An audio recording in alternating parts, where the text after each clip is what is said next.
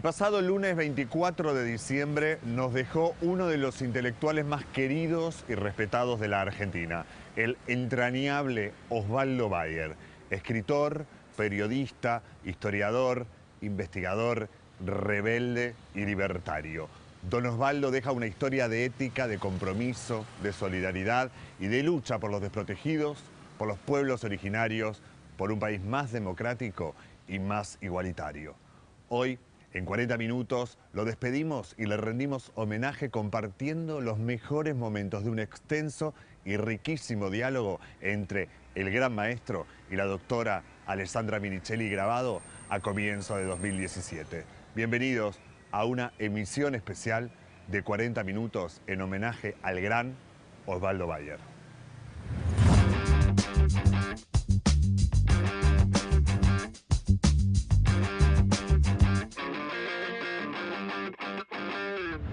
Mucho gusto, un lujo realmente tenerlo en nuestro programa. Para mí es un placer enorme y para todo el equipo de trabajo acá tenerlo con nosotros para que nos cuente un poco de todo su camino recorrido, porque también sabemos que se está haciendo una linda película que en algún momento veremos sobre parte de su historia, pero a mí me gustaría empezar que usted nos diga como historiador, como periodista, como anarquista, ¿cómo se define? ¿Cómo se define Osvaldo Bayer?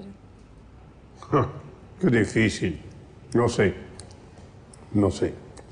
¿Le gusta llamarse periodista? Periodista, sí. ¿Sí? Sí, periodista. ¿Y por qué usted insiste con llamarse anarquista?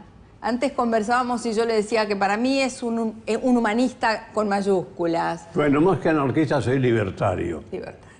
Me gusta la idea del socialismo, pero en libertad. Jamás una dictadura del proletariado ni de nadie. El socialismo en libertad.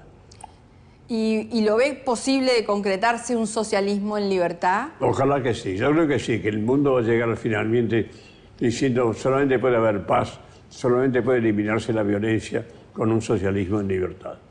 Donde todos puedan comer, todos tengan trabajo, todos puedan ir al colegio, todos pueden ir a la universidad, por ejemplo. Y ya no estamos en ese camino, ¿no? Hubo una época donde estábamos en nuestro país en camino a una distribución del ingreso mucho más equitativa que le permitiera efectivamente igualdad de oportunidades. Sí. ¿Qué ve que está pasando? Hemos caído en el otro extremo. Hemos caído en el aristocratismo. Hemos regresado a la década del 30 en la Argentina. Sinceramente es un retroceso total el haber elegido a este presidente, el haber elegido este sistema de la Recoleta, que ya tendría que estar bien enterrado. Y sin embargo lo repetimos ahora. ¿Y usted ve riesgos? La década del 30. La década del 30. Sí. Con todos sus defectos. Con todos sus defectos, sí. Está. Y ya lo estamos viendo, sinceramente. Y un ataque a todo lo que son movimientos populares, ¿no? Por supuesto. Voluntad de esconder a los movimientos populares. Me temo una gran represión que venga, cuando reaccione el público más todavía de los que está reaccionando actualmente.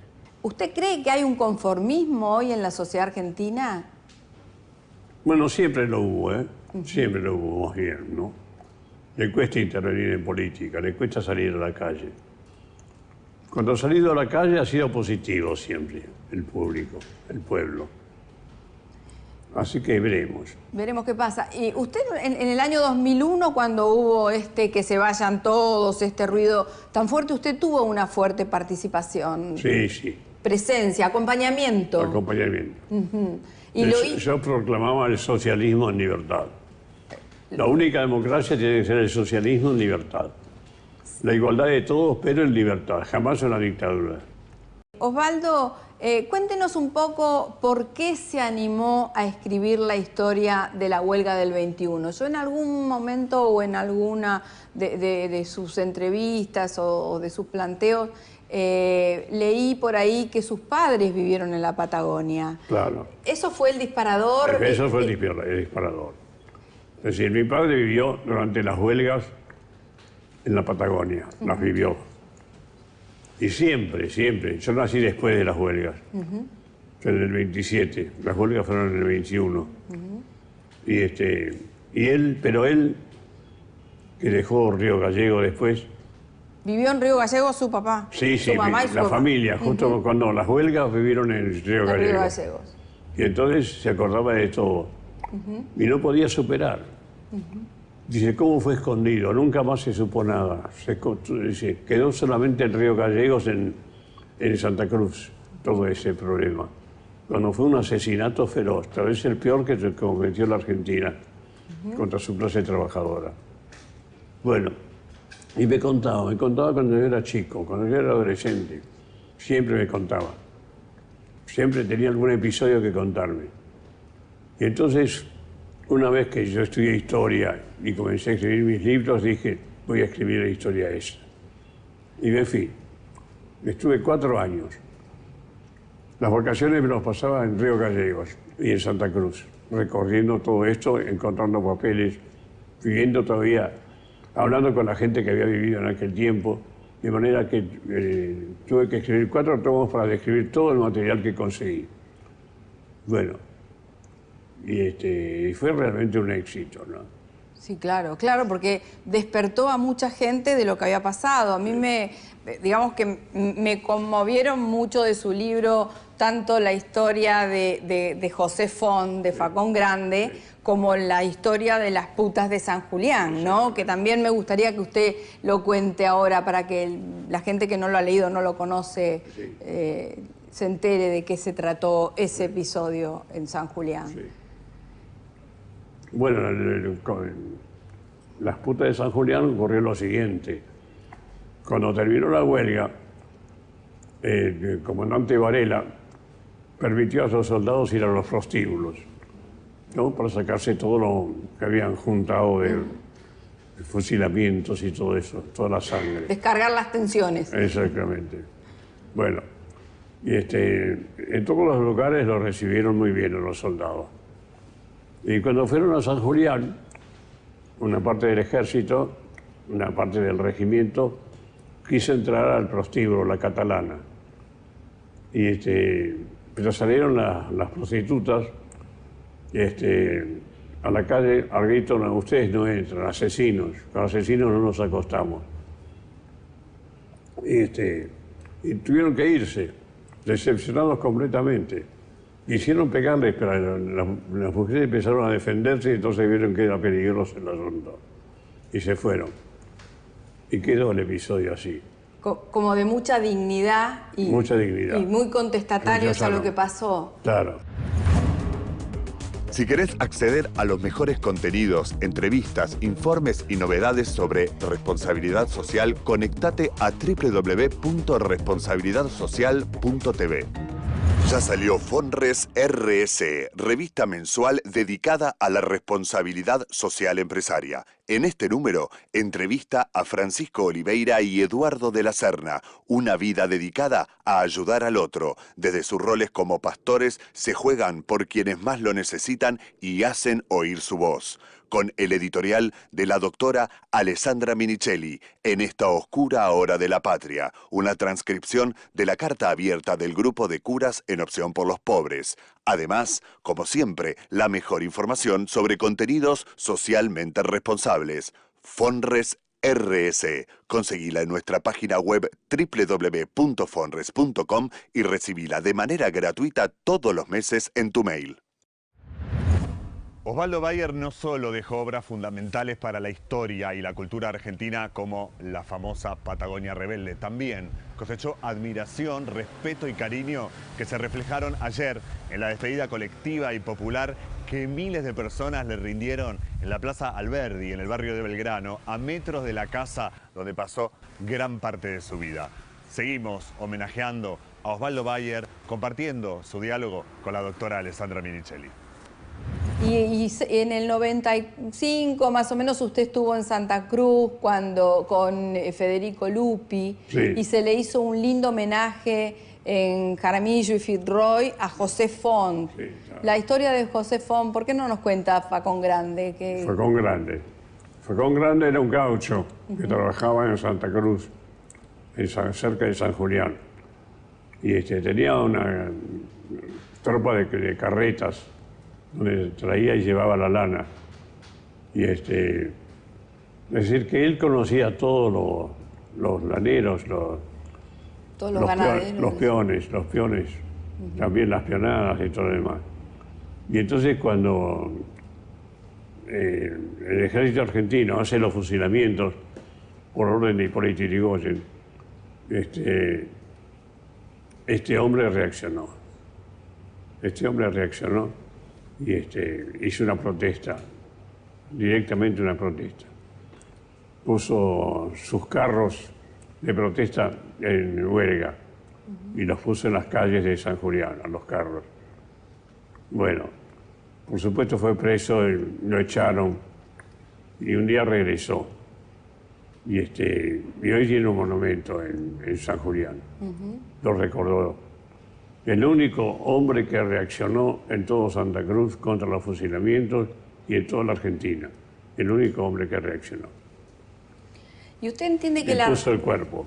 Y que la falta de, digamos, de reacción ciudadana se debió a falta de información y de comunicación sobre lo que estaba pasando o a un ocultamiento? No, fue realmente disposición del comandante del 12 de infantería, de caballería, perdón, que Yrigoyen le dio la orden de pena de muerte para los huelguistas. Habilitó en el sur la pena de muerte. Yrigoyen, después declararon los radicales, era el gobierno radical, elegido por el pueblo.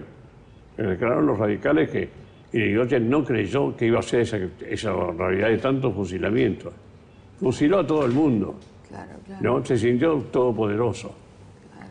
Y él dirigía los piquetes de fusilamiento. Y bueno, dice, Yrigoyen creyó que iba a fusilar a los dirigentes nomás, pero este hombre fusiló a todo el mundo, ¿no? Por eso fue una verdadera masacre. Que quedó siempre escondido, nadie nunca habló de eso.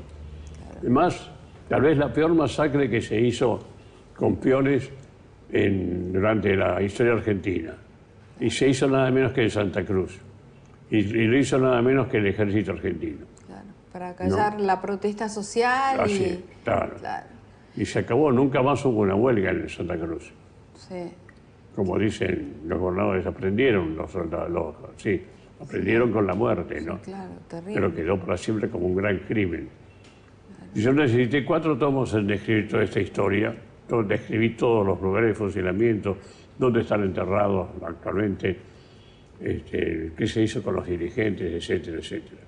Y después cuando se trasladó al cine, que lo trasladaron Olivieri y Fernando Ayala también, sí. Ellos lo llevaron al cine. Sí, Héctor Olivieri y Fernando Ayala. Fernando Ayala también fue el que filmó la película Ríos de Hielo, que fue el primer rompimiento del glaciar allá por el año 71, 72. Y ellos le cercenaron muchas imágenes. No. Yo no lo hubiera permitido. Trataron de mantener... Conversaron conmigo en ciertas escenas para no hacerlas tan cruentas por ahí. Cruenta, claro. Está bien, está. Porque el público no iba a soportar tanta crueldad. A mí me interesa también que nos cuente la campaña de Roca, la campaña del desierto de Roca, todo el tema del ataque a los pueblos originarios, a la población aborigen, cómo se gestó eso. Y de los pueblos originarios es increíble, ¿no? La orden de pena de muerte que da Yrigoyen, y con respecto a los peones rurales. Y también el decreto, porque se ordena a Roca a terminar con los levantamientos de los indios. Que no había levantamiento de indios, no había. Lo que pasa es que querían quedarse con la tierra de los indios. Claro. Y después era... Y esclavizarlos, ¿no? La Asamblea del año 13 abolió la esclavitud, pero querían esclavizar a los indios. Así es. Está. Y quedó. Y eso se logró. Quedó, es decir, después de la eliminación de los indios, la masacre con los indios y también el trabajo que se inició después, los grandes latifundios. Claro. Se dio para todos los grandes latifundios. Que eso fue todo un negociado también, hubo connivencia. Uno de los peores negociados. Claro. Criminal, además. Claro. ¿Por qué se mató a tanta gente, no? Para quedarse con la tierra. Sí, y hasta sí. ahora tienen la tierra, esos latifundistas, los descendientes, por supuesto. Claro, claro. No se los tocó nunca, ningún gobierno tocó esos latifundios.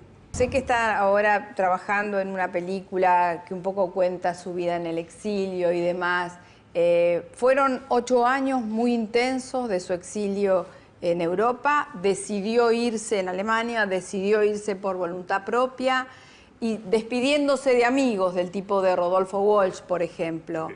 ¿Por qué no nos cuenta de eso? Mire, tuve que ir porque fui perseguido yo y iba a perder la vida, ¿no? Había ocurrido lo de Rodolfo Walsh, la desaparición de él, el asesinato de él. Bueno, ese día que lo mataron, decidí no aparecer más en público. Y después yo salí en la lista de las 3A, condenado a muerte. Claro. Y entonces yo cuando pude me fui a Europa.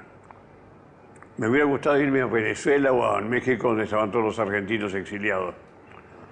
Pero como en Alemania yo por mi ascendencia podía trabajar, dije voy a dejar un puesto de trabajo en México para los argentinos que no pueden ir no tienen aceptación en otro lado, y voy a ir a Alemania. ¿Sus hijos nacieron en Alemania? No, mis hijos nacieron en Argentina, el mayor nació en Alemania, pero los otros 3 nacieron en Argentina. Porque yo fui a estudiar a Alemania. Ahí es cuando me casé. Y ahí es cuando nació el primer hijo. Después regresé a la Argentina y nacieron los otros 3 hijos. Bueno, pero ahora los hijos se quedaron en Alemania, que vinieron conmigo al exilio, por supuesto, ¿no? Eran todos jovencitos. Estudiaron allá, se recibieron allá, tienen muy buenos empleos allá, se casaron allá. Tengo 10 nietos, ¿no? Que también están estudiando ya. Uno se casó, mejor dicho, 3 se casaron. Y tengo 6 bisnietos ya. Muy bien. Sí. Qué lindo eso. Y voy a cumplir 90 años ahora en febrero.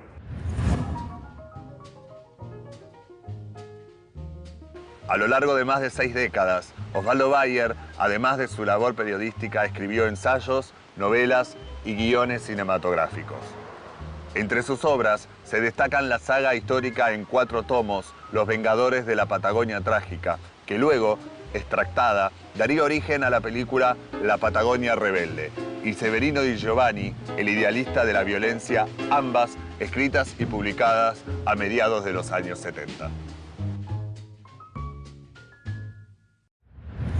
El de Severino Di Giovanni, ¿por qué no nos cuenta cómo surgió la idea de hacer la historia de este anarquista tan romántico, ¿no? Sí. ¿Por qué no nos cuenta? Sí, yo cuando era adolescente siempre escuchaba conversaciones del asesino más terrible Malvado. que hubo en Argentina, malvado, mal tipo, mala persona, qué sé yo, terrible, y que fue fusilado con todo derecho. Bueno, y digo, ¿será verdad esto? Me pregunté. Primera inquietud para empezar a investigar. ¿Será verdad? La primera, sí, será verdad. Y me puse a investigar. Y encontré todo. En la policía estaban todos los papeles sobre él. Y era muy diferente lo que se contaba en los diarios, muy diferente. En las declaraciones de él. Jamás reconoció ningún crimen que se le achacaba, por ejemplo. Claro. ¿No? Dijo que él luchaba por la ideología política del anarquismo, pero lograr la paz. Y terminar con el sistema del capitalismo, la explotación y todo eso.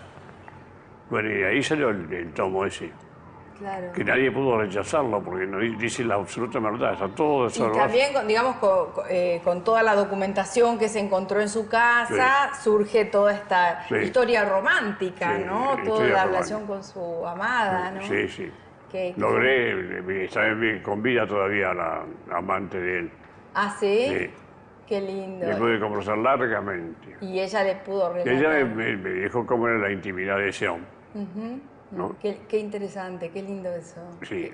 Qué lindo, y aparte qué lindo poder o sea, transmitir la humanidad de una persona que estaba siendo demonizada, ¿no? Que a nosotros, digamos, como sociedad nos tienen muy acostumbrados a esto, de no contar nunca la parte buena, sino demonizar.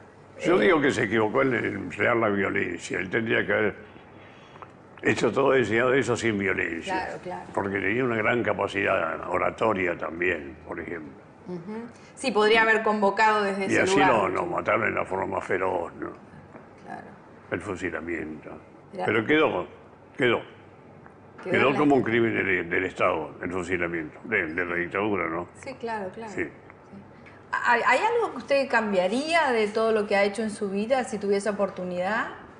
No. Yo quiero luchar, ver por lo menos el triunfo de que quedan eliminadas las villas miserias. Eso, periódicamente visito las villas miserias y sencillamente es increíble cómo vive esa gente, ¿no? La miseria de los niños. Claro. En la Argentina, ahí en el barrio norte, ahí en el Puerto Nuevo, Claro. a pocas cuadras del barrio norte, de lujo, las casas lujosas. Claro. ¿Y cómo ve el tema de los migrantes europeos en Europa, que también son ciudadanos de cuarta, ¿no?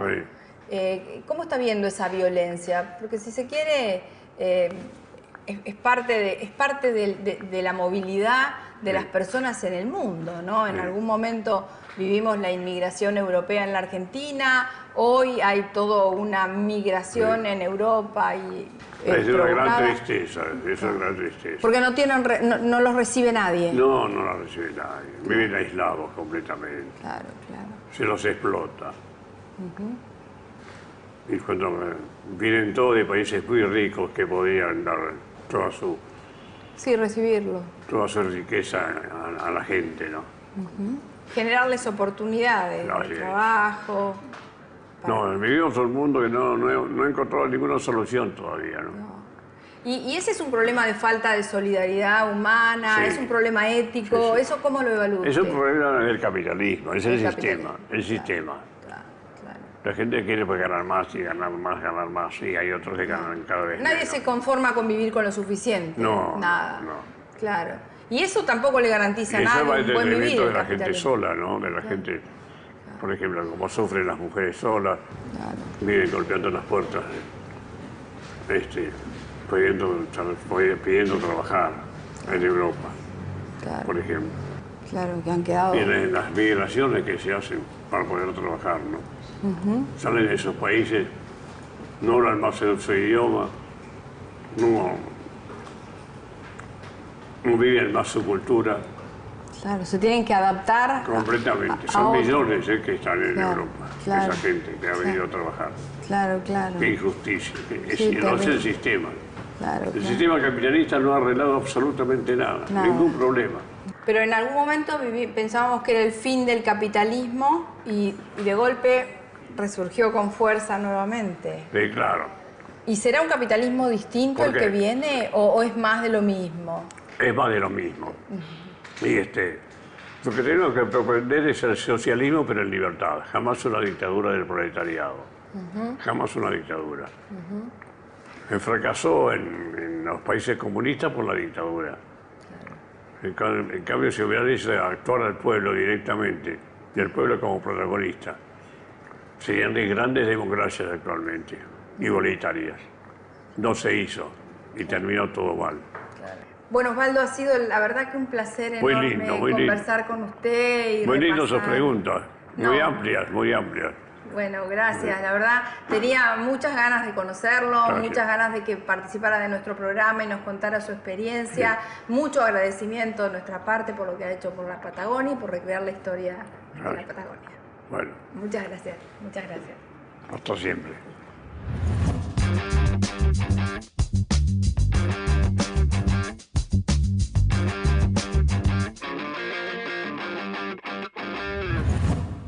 Así llegamos al final de este homenaje a Osvaldo Bayer, un intelectual que deja obras fundamentales para la cultura argentina y un luchador que ha transitado incansablemente hasta sus últimos días los caminos en búsqueda de la verdad, la justicia y la libertad.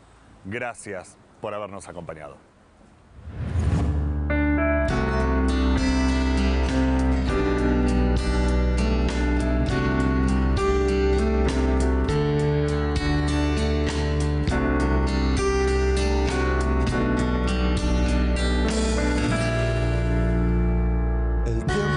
pasando y nos fuimos conociendo. Amabas y sufrías